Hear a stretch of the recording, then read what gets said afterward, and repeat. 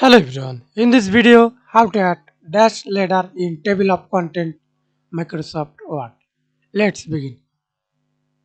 First of all, open your document and select text or content, then click Home tab, Paragraph, dialog box, Tabs and press Tab stop position. Example for alignment left, center, right, use left, then see this dash style 3 and 4. Example use 3, then click OK. And now press tab on your keyboard,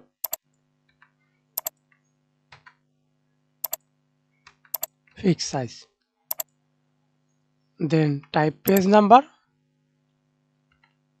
That's it.